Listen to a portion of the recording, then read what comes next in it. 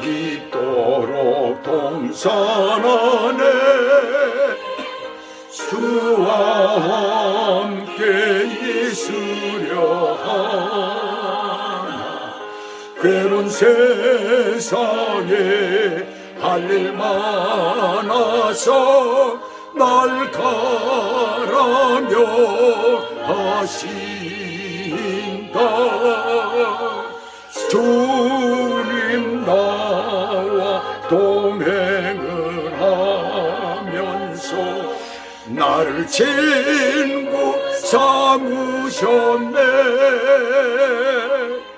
우리 서로 받은 그 기쁨은 할 사람이 없도다.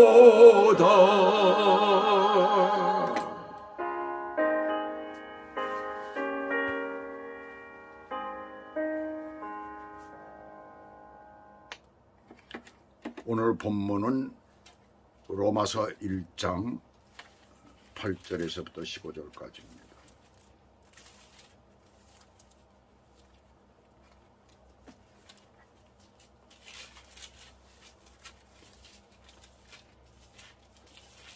로마서 1장 8절에서 15절까지.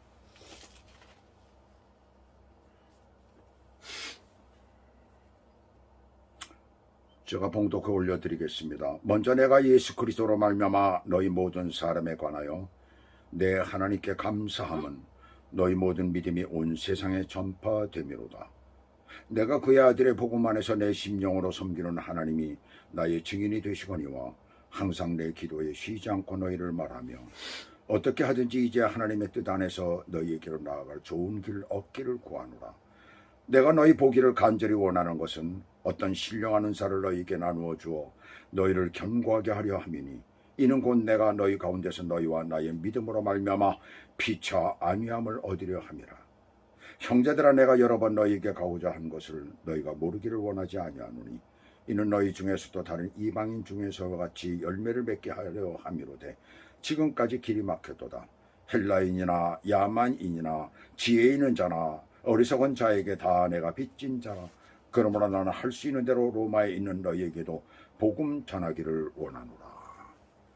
오늘 하나님의 말씀 제목은 갚아야 할 빚이 사랑이라면, 그런 제목으로 말씀을 드리도록 하겠습니다. 빚이라고 하는 것은 언젠가 이 말씀을 다른 또 제목을 가지고 말씀을 드린 적이 있습니다. 말씀의 제목이 여러 가지가 나오죠. 이 본문이 참 아주 많이 사용되는 그런 본문 가운데 하나입니다. 근데 빚이라고 하면 두 가지가 있지요. 하나는 꾸어 쓴 돈이나 어떤 물질에 관한, 반드시 갚아야 할 그러한 돈에 관한 문제, 물질에 관한 그런 빚입니다. 그것은 이자를 쳐서 갚으면 아무 문제가 없어요.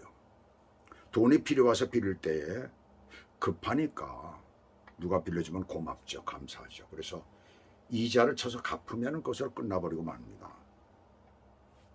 그렇게 되면 물질은 더 이상의 관계가 되질 않아요. 오히려 돈을 빌려주고 갚는 과정에서 물질 때문에, 이 돈 때문에 좋았던 사이가 나빠지는 경우가 허다합니다.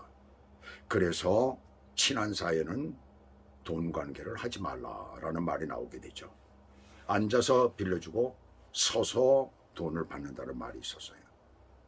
사차업자들의 얘기를 들어보면 돈 빌리러 올 때는 갖은 소리를 다 해가며 갖은 우는 소리를 다 한다는 것이죠. 그러면서 돈을 빌려가고 꼭 갚겠다 몇 번씩 약속을 하지만 갚을 때는 그렇지 않다는 거예요. 그래서 해결사를 둔다고 합니다. 이 해결사들이 무지막지하죠. 피도 눈물도 없어요. 이것이 물질과 관계된 그런 빚입니다. 그런데 또 한 가지의 빚이 있죠. 그것은 마음의 빚입니다. 이 마음의 빚은 사랑의 관계가 있어요. 또 은혜와 관계가 있습니다. 어떤 사람으로부터 사랑을 받았을 때에, 특별한 관심을 받았을 때 거기에 대해서 보답하고자 하는 마음이 생기게 되는 것이죠. 이와 같은 것이 생기게 된 것이 그리스도인 누구나가 갖게 된 빚진 마음입니다. 그것이 어디에서부터 시작된 것입니까? 바로 예수 그리스도께서 나를 위해, 나 같은 죄인을 위해 나 대신 십자가에 못 박혀 죽으셨다는 그런 구속의 은혜를 심령 속에 체험하면서부터 이것이 생겨나게 됩니다. 그때부터 그리스도인들은 누구나가 빚진 마음이 되는 거예요. 예수 믿는 사람들을 핍박하고 옥에 잡아 가두고 죽이는 일에 앞장섰던 사도 바울도 주님을 만나고 그 은혜와 사랑을 깊이 체험하고 제일 먼저 마음속에 들어온 것이 빚진 자의 마음이었습니다. 그러면 빚진 사람의 마음에 항상 있는 것이 무엇일까요? 그것을 갚겠다는 마음이죠. 빚을 지고 그것을 갚겠다는 마음이 없다면 보통 세상에선 도둑심보라고 그렇게 얘기를 합니다. 예수 믿고 구원받은 사람은 누구나가 그러한 마음을 가지고 살아가고 있다라는 것을 여기서 말씀하는 거예요. 그런 마음이 우리 마음속에 있어야 된다는 얘기입니다. 그런 빚진 자의 마음이 없다면 그 사람은 구원받지 못한 거예요. 그래서 평생을 주님을 위해 그렇게 살게 되는 겁니다. 하나님의 교회에 충성하게 되고 말씀을 가까이 하게 되고, 바로 그래서 그런 거죠. 세상의 빚은 부담이 되고 스트레스가 되지만 주님께로부터 받은 은혜와 사랑의 빚은 갚으면 갚을수록 자유함이 되고 평안이 되고 기쁨이 되고 영광이 되는 거예요. 세상에 이런 게 어디 있어요? 빚을 갚는데 그게 영광이 된다. 이러한 마음을 누구나가 갖고 살고 싶지요. 갖고 싶지 않다면 거짓말일 것입니다. 아니면 그 사람은 구원받지 못했다는 얘기입니다. 그래서 사도 바울은 바다 저 건너 저 멀리 떨어져 있는 로마의 성도들을 향하여, 여기 보시면 9절과 10절을 보시면, 내가 그의 아들의 복음 안에서 내 심령으로 섬기는 하나님이 나의 증인이 되시거니와 항상 내 기도에 쉬지 않고 너희를 말하며 어떻게 하든지 이제 하나님의 뜻 안에서 너희에게로 나아갈 좋은 길 얻기를 구하노라. 로마의 성도들을 만나기를 원하는 그 마음이 절절하게 이 문구 가운데 있죠. 이것이 바로 빚진 자의 마음인데, 그것이 무엇이며 어떻게 실천할까? 오늘 말씀을 통해서 함께 보도록 하겠습니다. 첫째로 11절을 보시면, 내가 너희 보기를 간절히 원하는 것은, 그러면서 여기 보시면 어떤 신령한 은사라는 건 뭐예요? 받은 것지요. 값을 내가 지불하지 않고 받은 것, 선물을 얘기하는 것입니다. 그 심령, 신령한 것, 영적인 것이라는 얘기입니다. 그것을 너희에게 나누어 줘 너희를 견고하게 하려 함이니 그랬어요. 사도 바울이 로마 교회를 생각할 때마다, 기도할 때마다 걱정하는 것이 있었어요. 그것은 그들이 복음에 바로 세워지지 못했다는 것입니다. 그럴 수밖에요. 예수님 부활 승천하시고 제자들은 예루살렘을 중심으로 해서 복음을 전했죠. 근데 믿는 자들이 많아지니까 어떤 일이 벌어집니까? 유대인들이 그냥 있지 않아요. 핍박이 시작되기 시작합니다. 그러자 보니까 그들은 사방으로 흩어지게 되어져 버리고 말았어요. 여기저기로 막 도망가기 시작을 합니다. 그럴 때 살기 위해 도망간 지역에서 그들이 숨어 지르는 것이 아니라 오히려 그곳에서 전도를 하고 교회를 세우게 되더라는 것입니다. 왜요? 빚진 마음을 가진 자들이 모였으니까 그게 어떻게 되겠어요? 자연히 교회가 형성이 되는 거예요. 로마 교회도 로마까지 피해서 간 사람들과 그곳에 미리 와 있던 사람들에 의해서 세워진 것입니다. 그러니 그들이 뜨거움은 있었죠. 믿음은 있었지만 그것이 견고하지 못한 거예요. 튼튼하다고 볼 수가 없었지요. 그래서 사도 바울은 그곳에 가기를 원했어요. 그들을 보기를 원했던 것입니다. 그것은 그들에게 하나님께로부터 받은 신령한 은사, 복음의 확실한 것을, 그들은 믿음이 있었지만 믿음의 확신이 없었을 거 아니에요. 복음을 제대로 모르니까요. 그걸 나누고 싶은 마음 때문이었습니다. 사람들에게 어떤 일의 욕구가 있듯이 복음을 받아들이는 그리스도인들에게 누구나 그런 욕구가 생기는 거예요. 이것이 바로 빚진 자의 마음입니다. 받은 은혜와 사랑을 갚고자 하는 마음이에요. 그래서 고린도후서 11장 23절부터 보시면 그들이 그리스도의 일꾼이냐 정신없는 말을 하거니와 나는 더욱 그러하도다.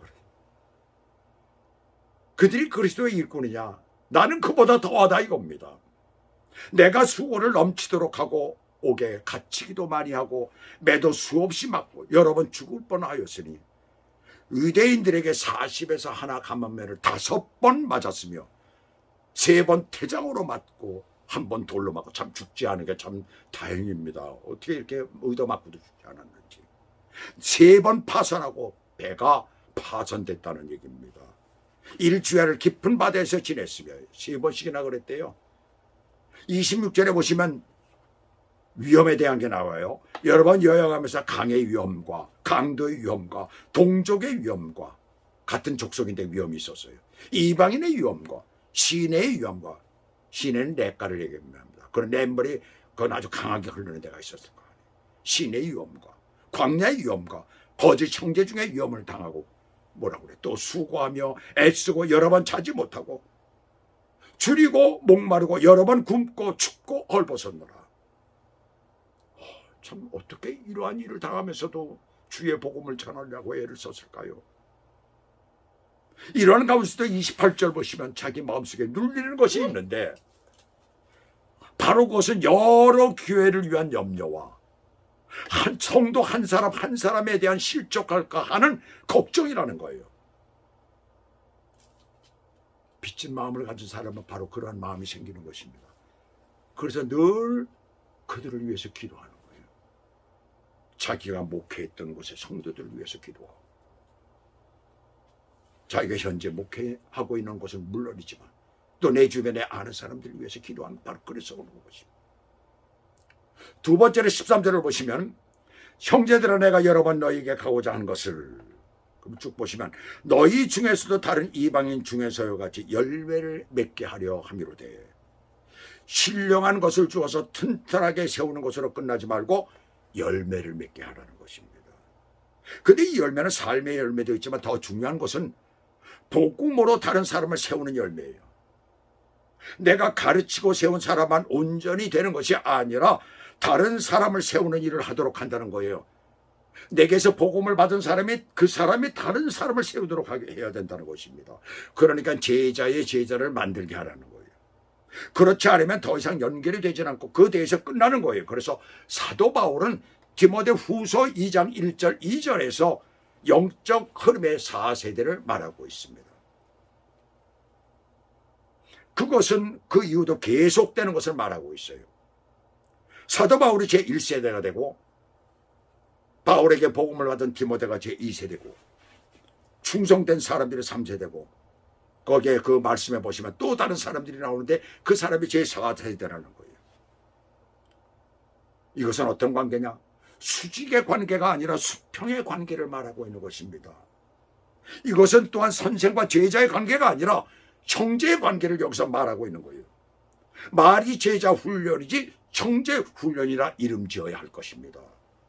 저는 그래서 이 말씀을 보면서 이제부터는 제자 훈련이라 하지 말고 형제 훈련이라 이렇게 말을 붙여야 되겠다는 그런 생각을 했습니다. 맞는 말일 겁니다.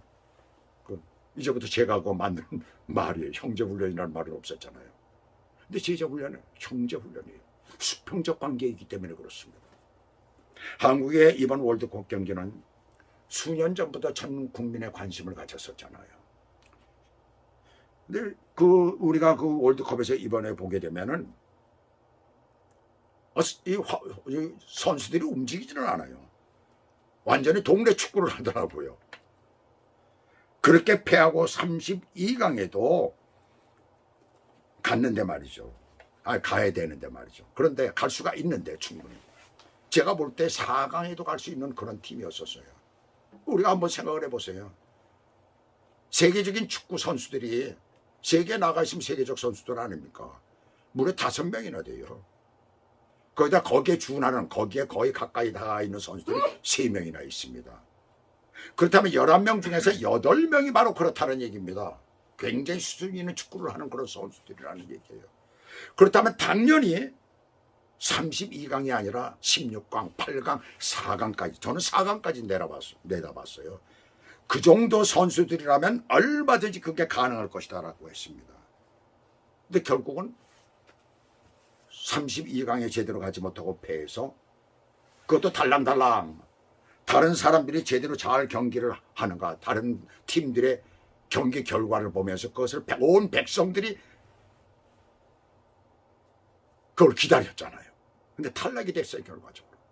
설문조사를 어떤 사람이 했습니다. 설문조사를 했는데 뭐라고 설문조사 했는지 모릅니까? 모르죠. 어떻게 했는지 알아요? 한국팀이 32강에 가는 게 좋습니까? 아니면 탈락하는 게 좋습니까? 그랬어요. 진출해야 합니까? 탈락해야 합니까? 그랬더니 탈락하는 게 75%예요. 왜 그럴까요? 축구협회에 엄청난 문제가 있다는 얘기입니다. 뭐가 잘못됐다는 얘기예요. 선수들이 잘못된 것이 아니라는 얘기입니다. 왜 그들이 선수를 몰라? 다 알죠. 누구나가 다 기대를 했는데 그 모양이 되니까 그런 생각들을 하더라고요. 저는 그것을 보면서 참 문제가 엄청 크구나. 2002년에 히딩크 감독이 4강으로 만들었잖아요, 대한민국.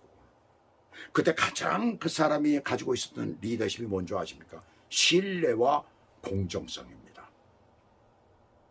그것이 없었다는 얘기입니다. 선수들이 앞에서 뛰면서 신뢰를 하지 못하는 거예요. 그러니 전술이 없었다는 것도 뭐 여러 가지 요인이 있죠. 전술이 없었다는 것도 큰 요인이 되지만 가장 큰 문제는 신뢰의 문제예요. 믿지를 못하는 거죠. 그러니 그들이 기분 좋게 뛰겠어요. 히딩크는 어땠는 줄 알아요? 너와 나는 비즈니스 관계라고 얘기를 했답니다. 선수들마다. 동등한 관계라는 얘기예요. 동등한 관계라는 얘기입니다. 내가 잘 협조하고 잘 될 때 그 열매를 내가 먹지 내가 먹는 게 아니다. 내가 먹는 거다. 나는 그저 감독으로서 잘 이끌었다, 관리했다. 그 얘기만 듣지 그 결과는 네가 먹는다. 그러면서 이 포지션에는 내가 아니면 안 돼. 그리고 심지어는 이번 일을 계기로 너는 세계 무대에서 최고가 될 거야. 세계 무대에 서게 될 거야. 그 얘기를 누가 했느냐면 안정환 선수가 하더라고요. 힘을 준 거예요. 동기부여를 한 거예요. 전장에 나가서 장수가 하는 일이 뭡니까? 병사들에게 힘을 줍니다. 동기부여를 줍니다. 그러면 이기는 거예요.